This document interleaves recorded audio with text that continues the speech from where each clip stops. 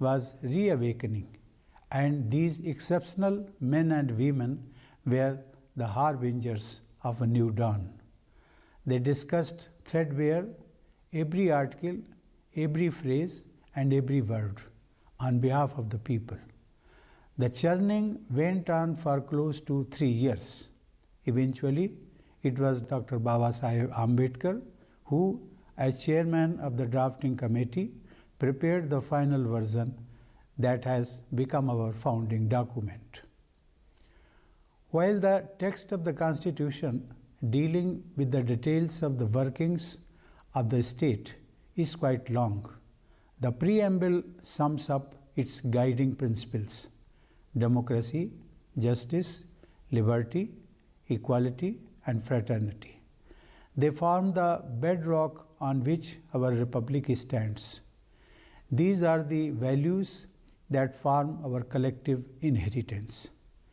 These values have been accorded primacy in our Constitution in the form of fundamental rights and fundamental duties of the citizens. Rights and duties are two sides of the same coin. The observance of the fundamental duties mentioned in the Constitution by the citizens creates the proper environment for enjoyment of fundamental rights. By fulfilling the fundamental duty of rendering national service when called upon to do so, crores of our people have transformed the Swachh Bharat Abhiyan and the COVID vaccination drive into mass movements. A great deal of credit for the success of such campaigns goes to our dutiful citizens. I am sure that our people will continue to strengthen the campaigns of national interest with their active participation and will demonstrate the same dedication. The Constitution of India was enacted and adopted by the Constituent Assembly on 26 November 1949, which we now celebrate as Constitution Day. But it was made effective 2 months later. This was done to mark that day in 1930 when India resolved to win complete freedom. From 1930 to 1947, every year 26th January was celebrated as Purna Swaraj Day, and that was the day chosen to put the Constitution into force. Writing in 1930, Mahatma Gandhi had advised fellow citizens how Purna Swaraj Day was to be celebrated. He had said, and I quote, "Remember that since we desire to attain our end by non-violent and truthful means only, we can do so only through self-purification. We should therefore devote the day to doing such constructive work as lies in our power to do." Unquote. Needless to say, Gandhiji's advice is timeless. He would have liked us to celebrate the Republic Day in the same manner. He wanted us to look inside, introspect, and strive to become better human beings, and then also look outside, join hands with others, and contribute towards the making of a better India and a better world. Dear fellow citizens, the world has never been in so much need of help as now. It has been over 2 years now, and humankind is still battling with the coronavirus. Hundreds of thousands of lives have been lost, and the world economy has been reeling under the impact. The world has suffered from unprecedented misery, and surge after surge of new variants have been posing new crises. It has been an extraordinary challenge to humankind. The pandemic management was bound to be all the more difficult in India. We have high population density, and as a developing economy, we did not have the level of resources and infrastructure needed to battle this invisible enemy. But it is only in such difficult times that the resilience of a nation shines forth.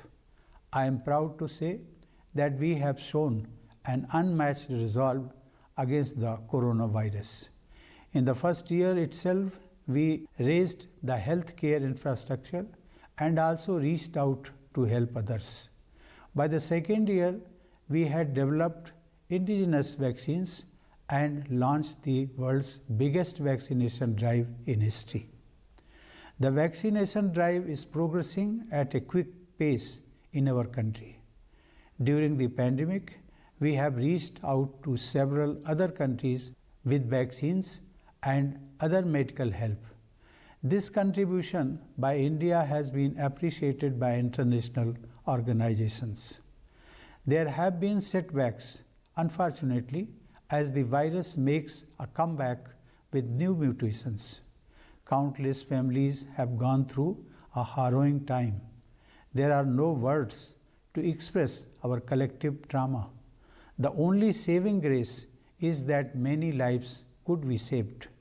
As the pandemic is still widespread, we must remain alert and not let our guard down. The precautions we have taken till now have to be continued. Wearing masks and maintaining social distancing have been essential parts of COVID-appropriate behavior.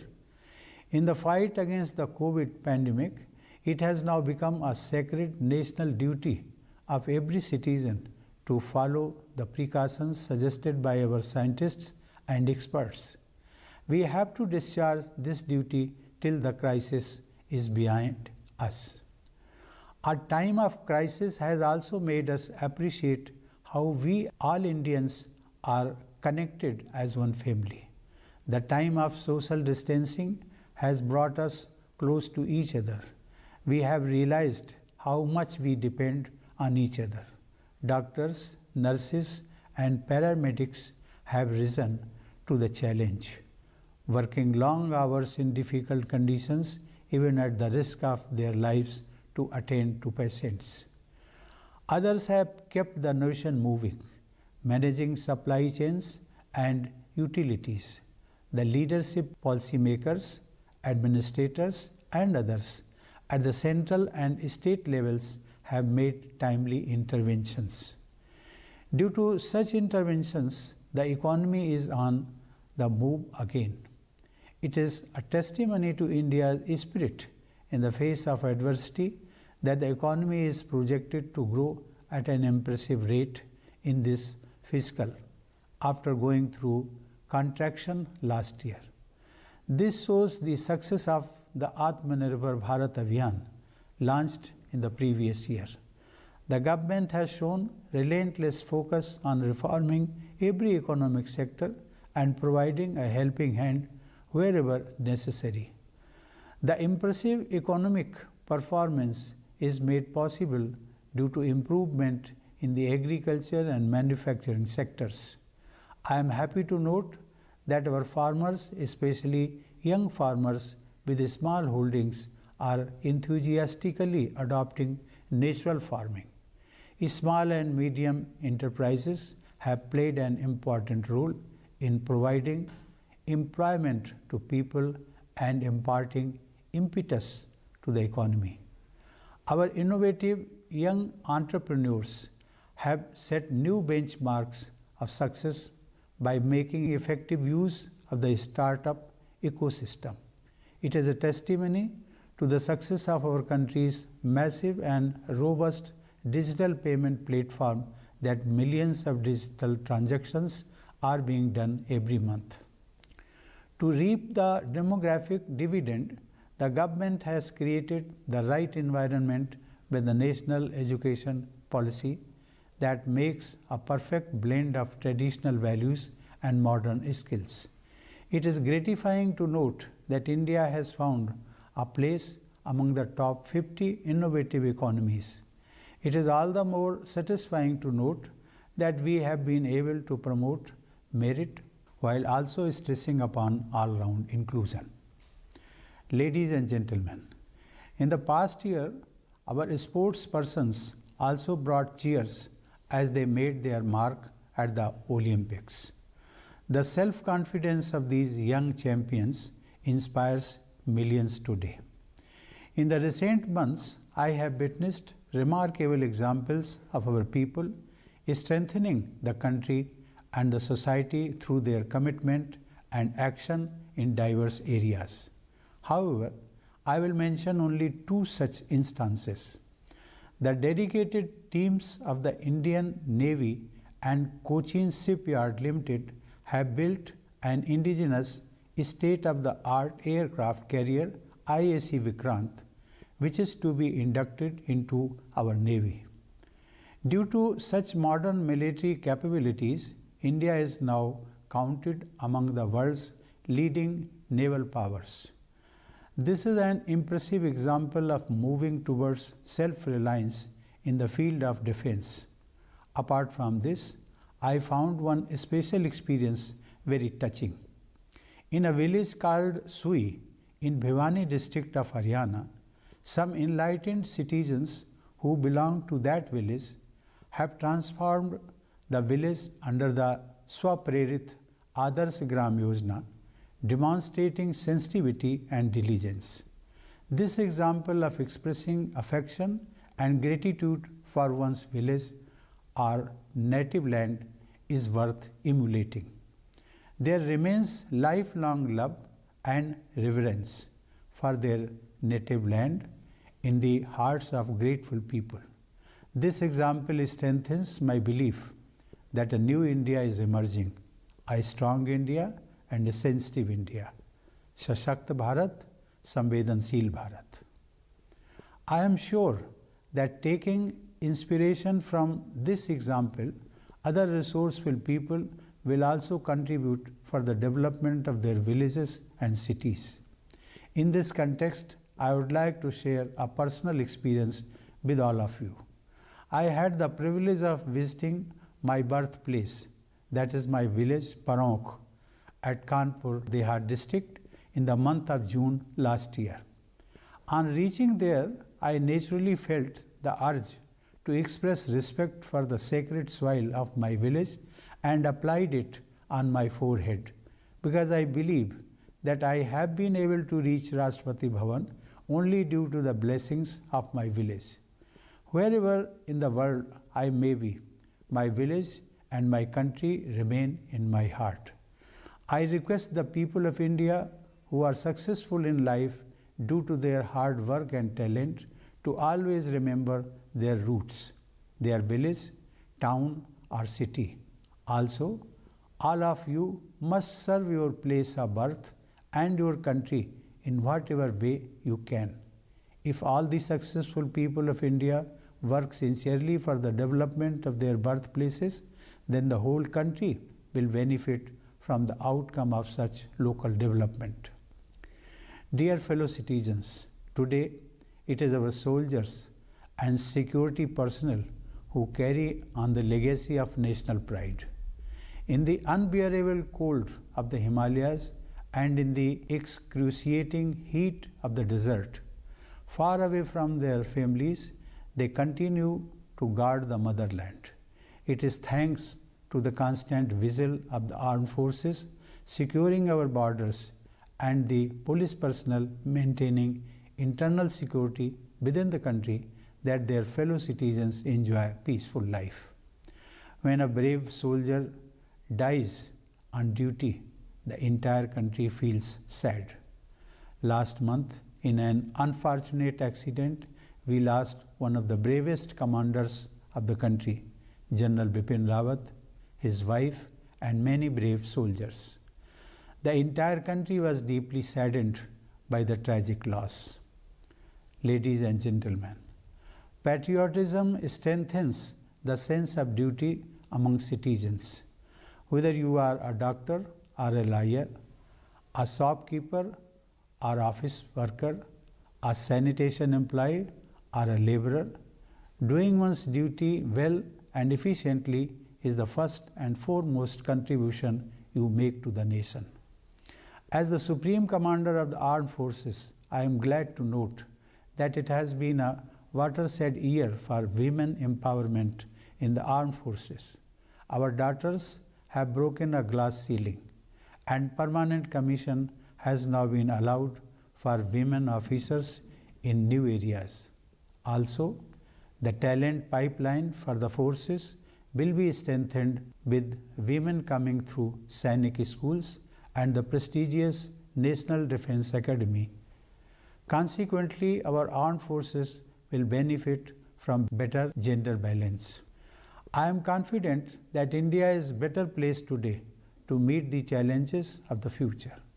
The 21st century is turning out to be the age of climate change, and India has taken a leadership position on the world stage in showing the way, especially with its bold and ambitious push for renewable energy. At the individual level, each one of us can remember Gandhiji's advice and help improve the world around us. India has always considered the whole world as one family.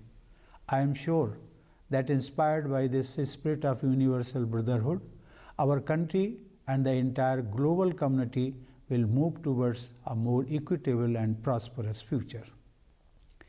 Dear fellow citizens, this year, India will cross a milestone when it completes 75 years of independence. We are celebrating this occasion as Azadi Ka Amrit Mahotsav.